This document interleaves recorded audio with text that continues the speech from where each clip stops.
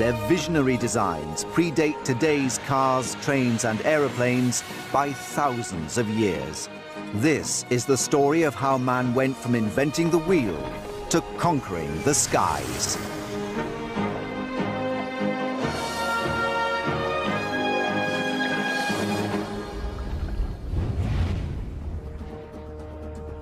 Among the debris left behind by the great civilizations of the past are clues that tell us how the foundations of modern-day transport were laid down thousands of years ago. In South America, explorers have discovered this beautiful model of a strange insect. Does it prove that the ancients understood the physics of modern aerodynamics? In China, ancient rocketry inspired man's quest for the stars. But did the first rocket machines really work? Were the first rocket-powered aircraft actually built more than 500 years ago? In Britain, a model maker is planning to test drive a gunpowder-fueled rocket vehicle, once used as a lethal weapon. Did modern dragsters first begin with this 600-year-old bullet car? And in the archives of the Cairo Museum, this mysterious model has been forgotten for 70 years. Now it's being re-examined by 21st century science. Will our groundbreaking investigation unveil that the Egyptians actually understood how to fly 2 millennia before the first flight?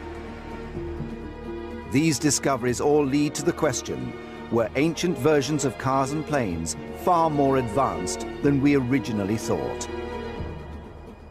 The quest for automatic transport is not a modern-day notion. It was very much on the minds of the ancients. 2,500 years ago, ancient Greece was at the zenith of its powers. Greek ideas, goods, language, and culture dominated the Eastern Mediterranean. At the heart of its infrastructure lay a seemingly intractable problem.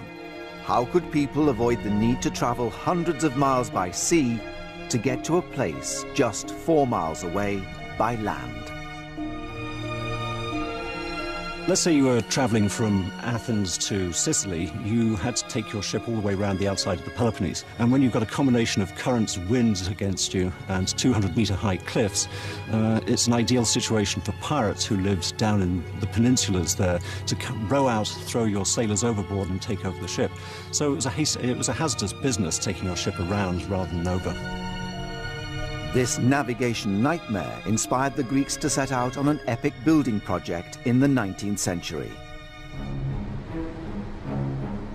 The result is one of the wonders of modern Greece, the Corinth Canal. Cut deep into the steep cliffs and around 75 feet wide, the canal is a triumph of industrial-age engineering. It was completed in 1893. Over 2 millennia too late for the ancient Greeks. So how did the ancient Greek engineers really overcome what seemed like an impossible challenge? The first person to have the idea of transporting ships over the Diolkos was probably the tyrant Periander in the 6th century BCE. And he realized that by building a roadway, he could reduce the friction for haulage across from one side to the other. It's now believed that this simple limestone runway holds the key to discovering the Greeks' ingenious solution. The ancient Greeks would have used one of the first mega movers in history, a crane, to raise the superships out of the water.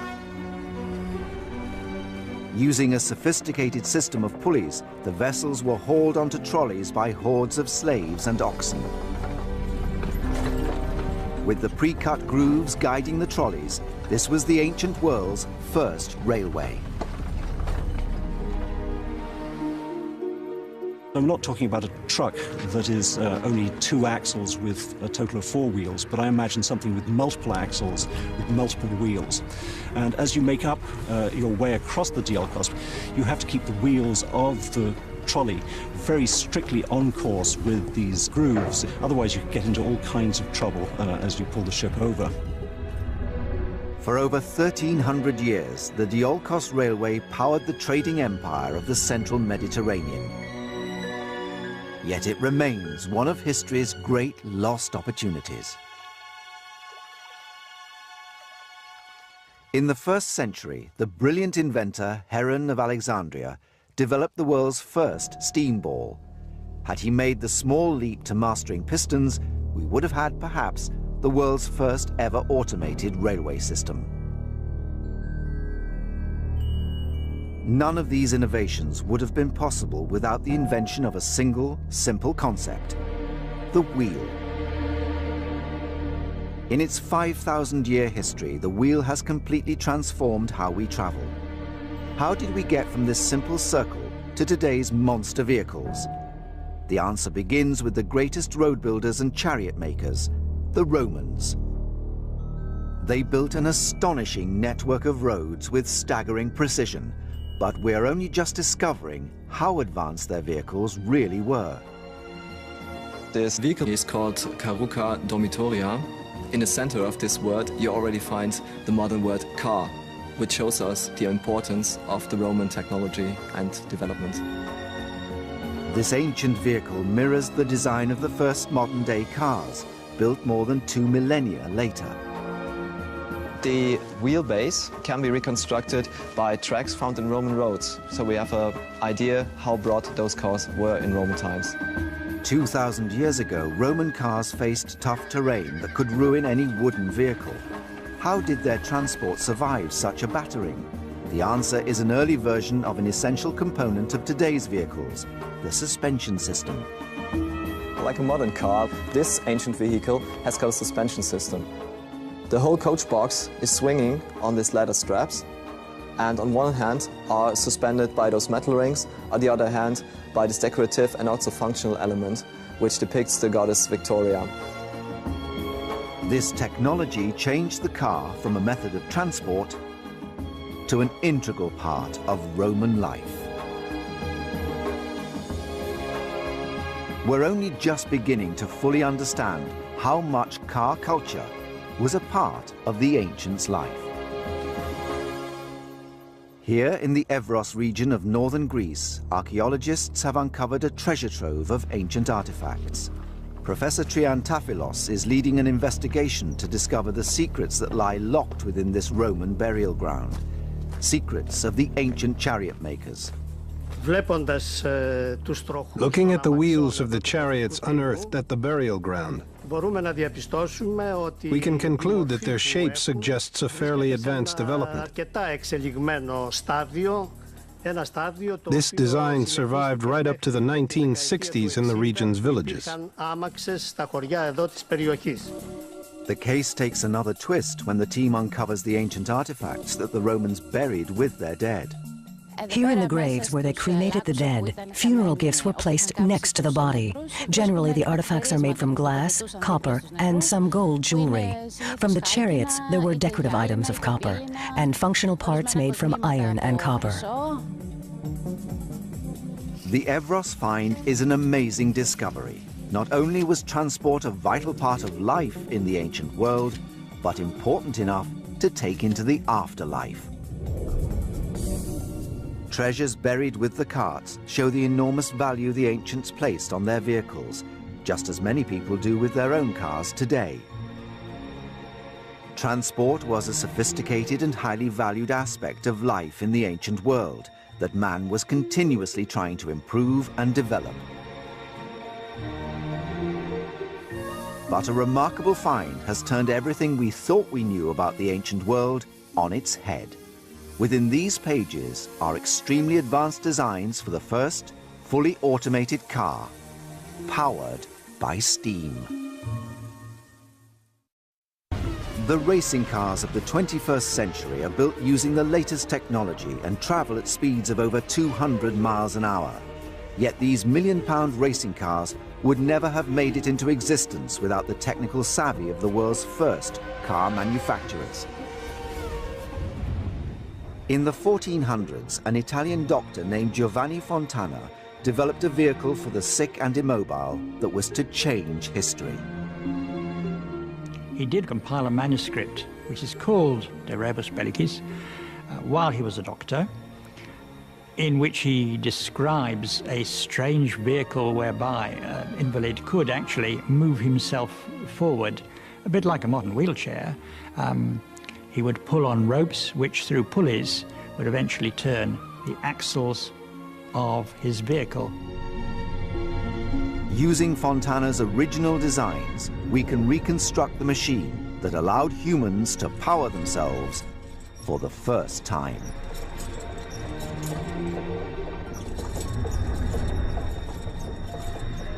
Well, basically the man hauls on the rope through pulleys, and these would turn the wheels. So you are really hauling yourself along, but getting a lot of advantage by using block and tackle rather than just pulling yourself. Giovanni's visionary design saw an interconnecting series of gears powered by a person pulling on a rope. Part bicycle, part car, part sedan chair, this astonishing contraption signaled the dawn of a new era in which man moved using a machine.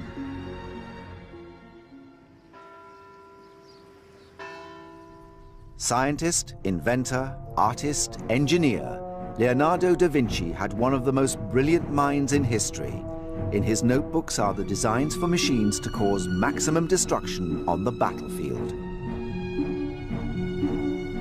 One of Leonardo's inventions that attracted a lot of attention is the tank.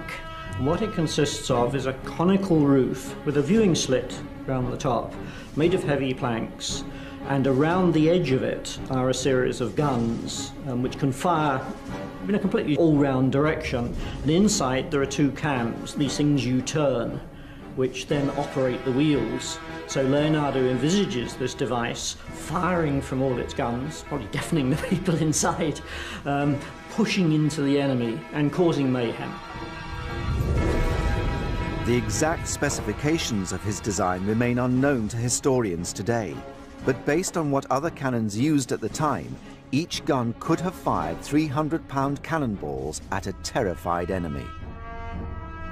Although there's no evidence that his blueprints left the drawing board, Leonardo created this extraordinary design 400 years before tanks were first seen on the battlefields of the First World War. Another of Leonardo's remarkable designs is a fully automated, spring-driven car. Leonardo is looking to see how a wheeled vehicle can entirely within itself have motive power and travel. There's this famous design for a spring-driven car. Leonardo's pioneering blueprint for a modern car combined early robotics with advanced mechanics. 5 centuries after he designed it, modern engineers have reconstructed how it would have worked. And Leonardo is looking towards this design of tense springs, which he then has to regulate to make sure they don't expend their power too quickly or unevenly. So it is self-contained. You could put that machine down, much as you could put a car down with, say, the accelerator pressed down and it would go. Leonardo's car was driven forward by a series of springs that stored up energy, then transmitted it to each wheel through a complex system of gears connected to a regulator that allowed the car to move forward at a constant speed, rather than quickly at the start and slower as the spring wound down.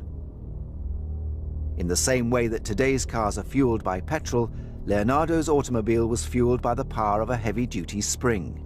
By using clockwork technology, Leonardo da Vinci had designed history's first self-propelled car. It is a finite travel because a spring, however well you regulate it, will ultimately run down, but I suppose a petrol engine, if you don't fill it up, also runs down. If we look at what Leonardo's doing, even though he's a man of his time, he is thinking of complicated automated machines which only come about in the Industrial Revolution. Leonardo's design pushed the boundaries of transport technology, laying the foundations for today's cars and trains. The next chapter in the incredible story of the car stars an extraordinary man in extraordinary circumstances. In a remote corner of China, a Belgian priest named Ferdinand Verbies was fleeing religious persecution at the hands of the emperor. But out of adversity was to come genius. Buried in ancient texts are his blueprints for the world's first fully automated steam-powered car. Verbies's pioneering design used a cauldron of boiling water fueled by a hot furnace. Up till then, really, horsepower and manpower was pretty much all that was available. So it was a kind of holy grail in the sense to have a self-propelled vehicle. Recognizing the brilliance of Verbice's invention, the emperor spared him. Because of his astonishing knowledge of mathematics and astronomy and science, he became a favourite of the emperor, and he actually worked his way up to become head of the Imperial Board of Mathematics. His simple invention founded the technology that would one day power the ships, trains and cars of the modern world. Model maker Richard Windley is going to put Verbice's steam car to the test for the first time in history. The boiler contains water which is raised to boiling point by a fire underneath. As the pressure rises, the steam issues in quite a high velocity jet from the nozzle, and this drives the fan-shaped rotor. We've got a gear reduction of probably something like about 100 to 1, which means that for every 100 revolutions of the fan, we only get one at the axle. We're going to need quite a major reduction because this thing is pretty substantial, it's pretty heavy. We don't really know if this is going to work. In theory, it should work. It really depends on how much pressure we can get inside the vessel. Although the first modern automobile wouldn't be invented until around 400 years later, many of its fundamental principles are similar to today's cars. One of these similarities is the turbine. As the water starts to boil, the pressure rises, the little turbine will start to spin. The drive will be transmitted through the reduction gears to the axle, and the whole car should hopefully start to move. The turbine preempted the piston. The inefficiency of this probably stopped it from being developed much further, but it's interesting the fact that some 200 years later the turbine really became of enormous use in terms of electricity generation, jet engines in the present day.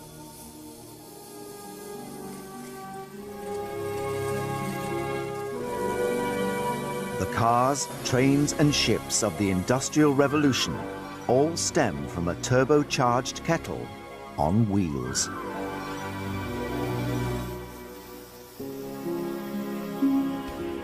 But was ancient development in automated transportation limited to the ground? A new look at the ancient texts has revealed an intriguing clue to the ancients' mastery of air power. Is it conceivable that they actually took to the skies with rocket-powered aircraft? Wind drove the great galleons of the ancients across the ocean for thousands of years. As man watched its irresistible force, he envisaged a remarkable new machine, the wind car. People seeing, well, how fast a boat can go when the wind is behind in the sail, could well think, well, surely it can drive 4 little wheels and we can move along the ground. Building upon the magnificent designs of ancient Chinese visionaries, Dutch inventor Simon Stevin devised a mechanical chariot powered by the wind. According to legend, it moved like a hurricane.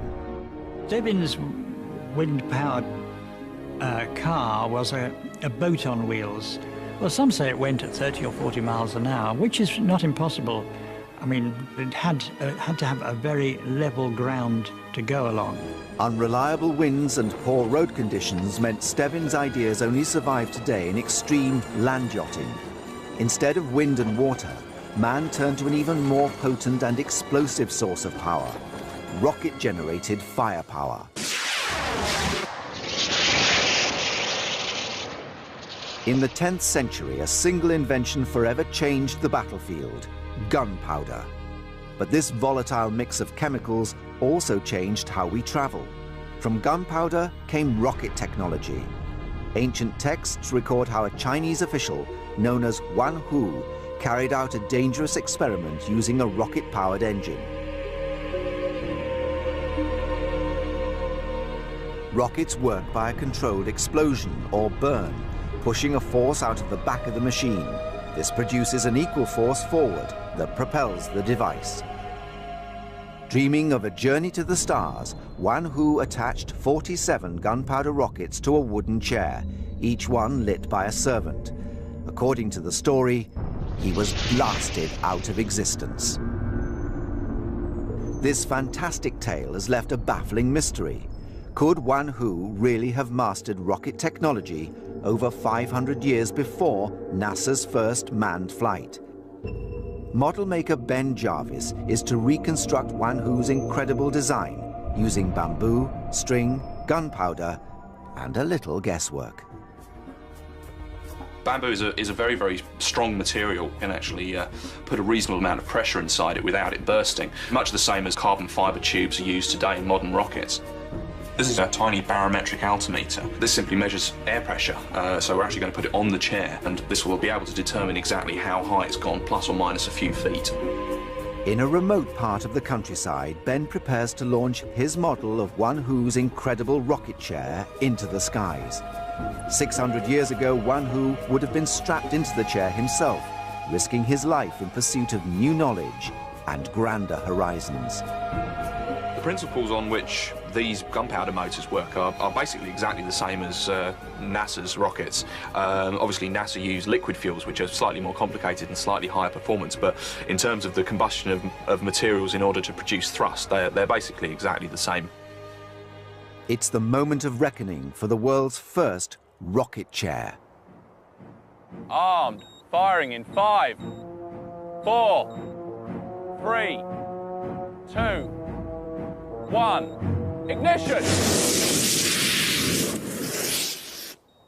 That did pretty much what I kind of thought it was going to do. I think possibly had it had a bigger kite on top of it, we might have got a little bit of a glide there. He looks like he survived though. I think Wanhu would probably have come out of that alive, albeit probably a little bit shaken. I think basically that we've proven that Wanhu's 1500s design probably was a little bit flawed. So I think this time round we're going to use modern technology and a bit of modern aerodynamics knowledge to see if we could actually get Wanhu up into the sky in a slightly more spectacular fashion. Ben makes a crucial alteration to his model. This time he places the gunpowder engines beneath the chair, just like a modern space rocket. Firing in 5, 4, 3, 2, 1, fire!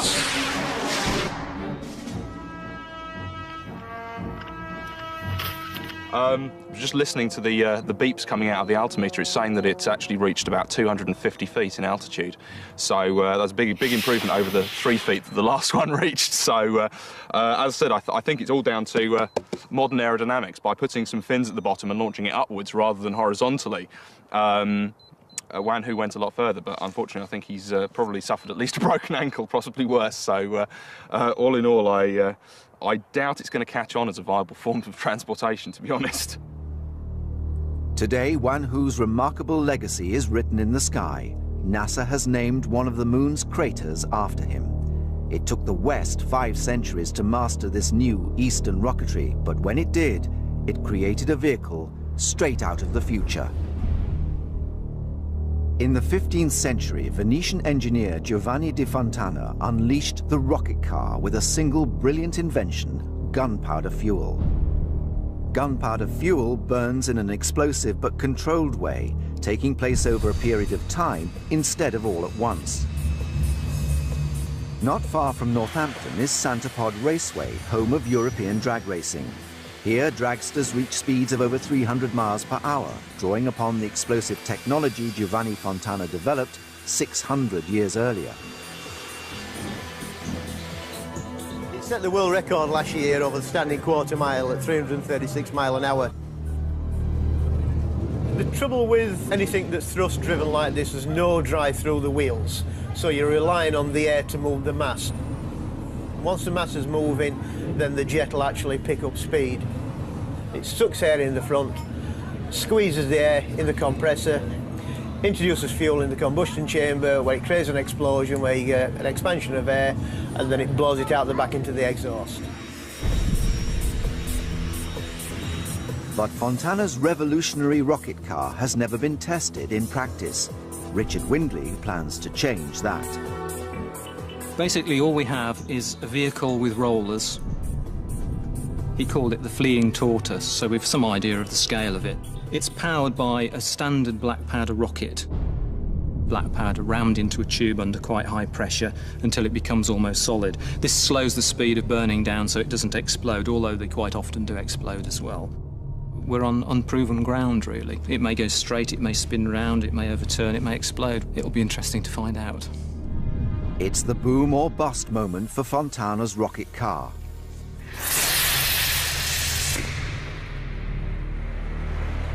Against the odds, The volatile fuel fires the engine and the vehicle reaches speeds of 40 miles an hour.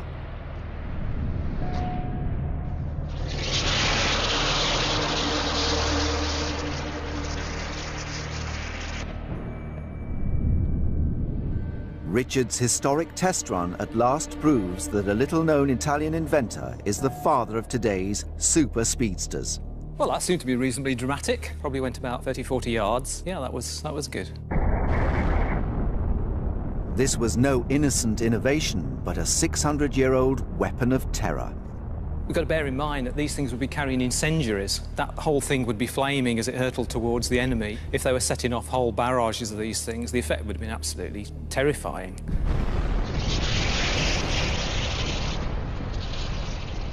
For thousands of years, man dreamed of one day making the ultimate journey, flight, the journey to the heavens. Early pioneers from China and Renaissance Europe developed extraordinary flying machines. But according to history, flight itself remained only a distant fantasy until the Wright brothers in 1903.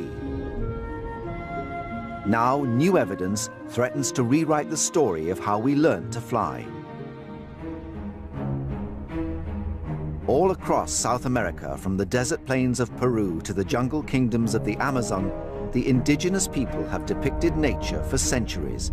We've discovered the secrets of their culture through murals, pottery, and artifacts. In 1965, deep in the dense Colombian rainforest, a team of explorers made an intriguing discovery. Almost 1,000 years ago, an ancient people known as the Cumbayán forged these beautiful brooches from gold and copper alloy. At first glance, they appear to be small winged insects, but a second look reveals something highly unusual about these objects. Their design carries anomalies found in no air-breathing creatures in the natural world. Normally you find it only with fishes, but no animal anywhere has vertical fins. They actually have wings, but of course not on the low edge. All these models have on the low edge the wings. All birds have, of course, the wings on the upper side, and we have it here on the arms or something like that. Investigation of the brooch's design reveals some strange anomalies. All insects' wings are on the top of their body. The brooches have them at the bottom, a feature found only in modern jet aeroplanes. And there's more. Just like these jets, the brooches have delta-shaped wings. A rudder is clearly visible, and ailerons. All these features are found on modern aircraft, like the Space Shuttle. The brooches have left a fascinating mystery. Could this be a model of an aircraft that actually existed?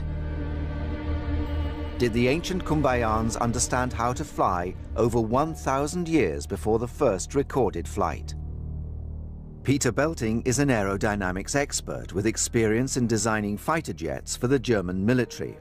For over a decade, he's been fascinated by the enigmas surrounding the Cumbayans' golden insects.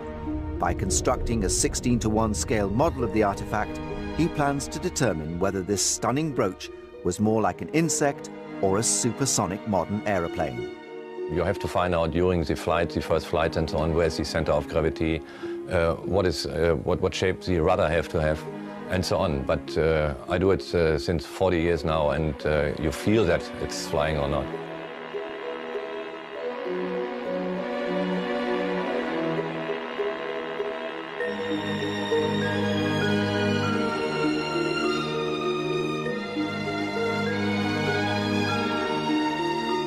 The results are stunning. What was once dismissed as a piece of jewelry modeled as an insect actually flies like a 21st century aircraft. We know about 20 of these similar artifacts, and they are something all the same shape. And it was quite interesting, but we don't know the actual purpose of that. Peter's pioneering research has prompted a re-evaluation of how the skies were conquered. But the true origins of the oldest flying machine may prove to be even earlier. In the Temple of Osiris in Egypt, a stunning, some say chilling discovery has been made that's ignited controversy amongst scholars. Inside the temple, the walls are encoded with hieroglyphics over 2,000 years old. Cut with incredible precision into the ancient rock, these images record the secrets of how generations of pharaohs lived and died. While Egyptologist Dr. Ruth Hover was photographing one of the wall panels, she made a startling discovery. There was a lot of rubble at my feet, and it looked to me like it had fallen off and incised in the stone itself of this oldest temple along the Nile were these figures. I think the images are of ancient technology. They appear to duplicate technology that we now have. At the bottom appears to be a depiction of an aircraft with a clearly defined rudder. At the top is a shape that resembles a helicopter. To the right of this is a streamlined water vessel, below which is what appears to be a submarine. These simple images have ignited a fierce debate amongst Egyptologists and researchers, a debate that challenges all that we thought we knew about the ancient Egyptians. There is something unexplainable and mysterious in this place. Some of the theories say that people came from space to teach the ancient Egyptians. Especially, they say these shapes look like a helicopter. But are we just projecting images familiar to our own civilization onto these ancient symbols? I research the anomalous, things that other people aren't willing to look at because they can't figure them out. I'm more than happy to look at them. And there's more.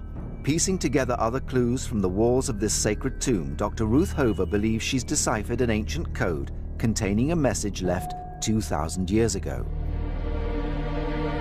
A message that the Egyptians planned to stay hidden until the day our society was ready to decode it. Down in the corner of that famous picture, there are a series of symbols, and the numbers are 9. They come out to 9. And 9 is also the number of the planet Mars. Did we come from Mars, or was Mars a stopping place, or was this a symbol that we were just arriving at the ability to get to Mars? We're still uncovering the mysteries of Egypt. It's very exciting. And there's a further twist to the riddle of the ancient Egyptians and flight. 100 years ago, in the oldest known pyramid in Egypt, explorers uncovered a cache of artifacts.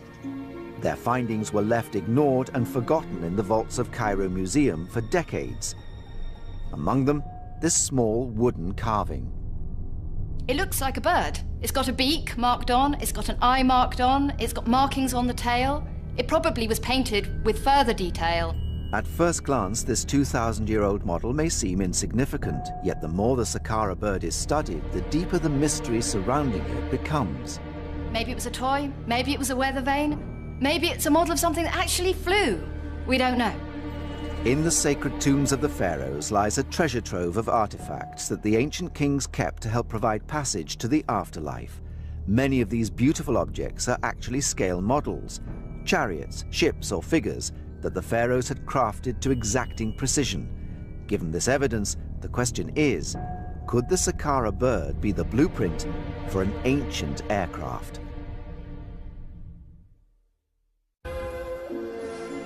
Beneath the shifting sands of the Giza Plateau are the secrets of the most mysterious ancient civilization of them all, the Egyptians. Even today, scholars remain baffled by the immense complexity of their designs and sheer scale of their ambition. Found in a vast burial site near Egypt's oldest step pyramid, this simple carving, known as the Saqqara bird, is thought to hold the key to an incredible enigma. The most startling feature of the Saqqara bird is its aerodynamic precision. The shape of the wing and the fuselage bear similarities to modern-day aircraft engineering. Could the ancient Egyptians really have possessed the technology of flight over 2,000 years ago? Man's always seen the bird and he's wanted to fly himself. And I think the Egyptians thought that flying was a godlike property. And maybe this was their transcending to become gods. One of the ways they would do it would be through flight. Simon Sanderson is an aerodynamics expert, long fascinated by the Saqqara bird. By using the latest scientific techniques, he hopes to find out if the ancient Egyptians developed a model for a full-size flying machine. Employing cutting-edge technology developed by the University of Liverpool, he will conduct the ultimate flying test. The top of the wing is curved on both the leading and the trailing edge, which is not quite the same as a modern-day wing, but is a shape that will give some type of aerodynamic properties. Theory after theory has sought to demystify the Saqqara bird. Now state-of-the-art science will seek to crack it once and for all. The Saqqara bird has provoked this fascinating discussion as to whether the ancient Egyptians did actually know how to fly. After painstaking 3D analysis, Simon and his team begin to construct a model of the Saqqara bird. We're actually going to make a model of the Saqqara bird which is 5 times bigger than the original, because the original was very small. The Saqqara bird is definitely the first step on the way to the understanding of aerodynamics.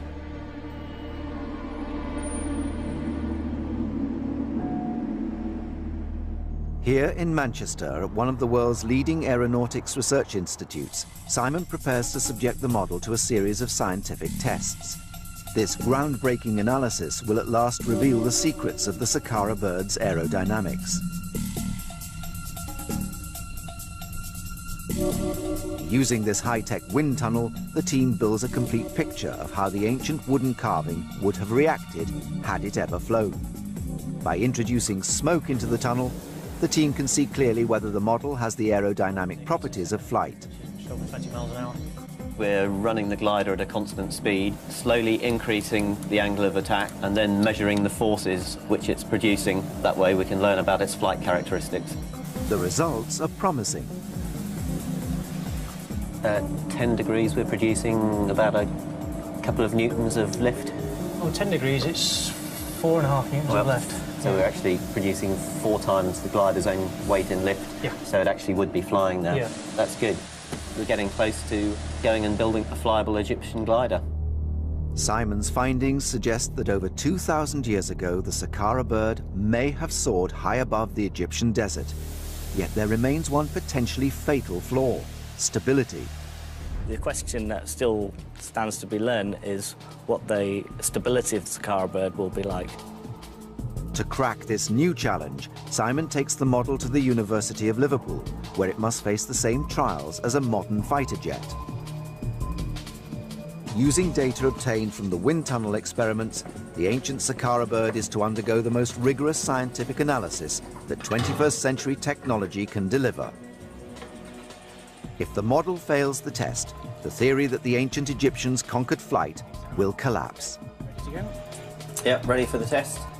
Champion glider pilot Simon Sanderson's skills will be pushed to the limit as he tries to negotiate a virtual 3D landscape modeled on the ancient Giza plateau.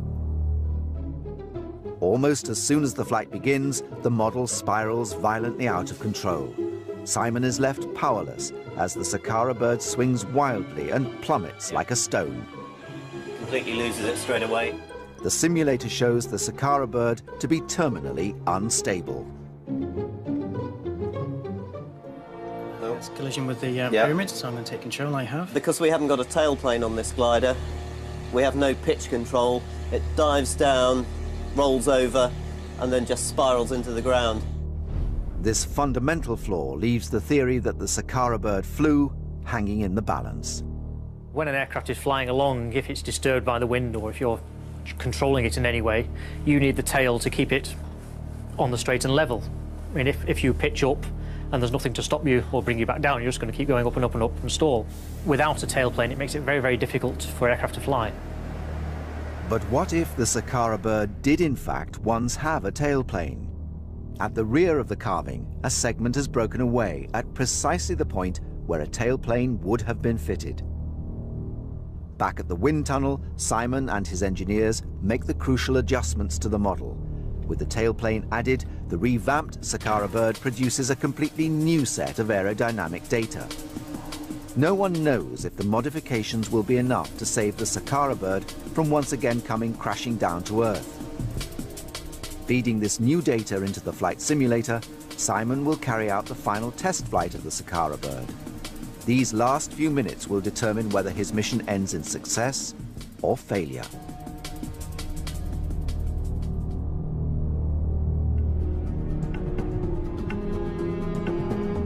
As the pilot takes the controls, the model begins to climb towards the heavens. The Saqqara bird glides effortlessly high above the Egyptian plateau, riding the airstream like an eagle. Over 2,000 years after the ancient Egyptians carved this mysterious bird, modern technology has proved beyond doubt that it could have flown.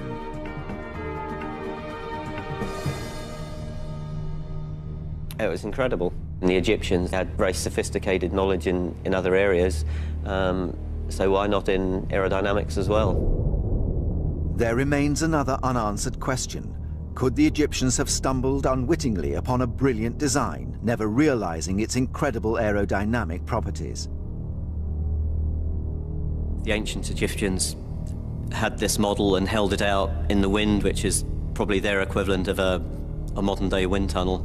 They would have felt that it had lift, and they'd have definitely looked as to why it produced lift. They probably wouldn't have come up with the modern understanding of lift, but they would have definitely understood something about the properties of the wing. Our discoveries of the ancient world's secrets have transformed our understanding. Their visionary designs predate today's cars, trains, and aeroplanes by thousands of years. This is the story of how man went from inventing the wheel to conquering the skies.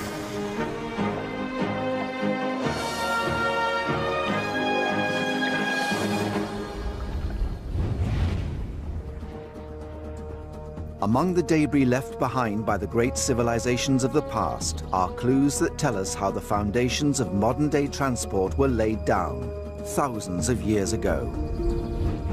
In South America, explorers have discovered this beautiful model of a strange insect. Does it prove that the ancients understood the physics of modern aerodynamics? In China, ancient rocketry inspired man's quest for the stars. But did the first rocket machines really work?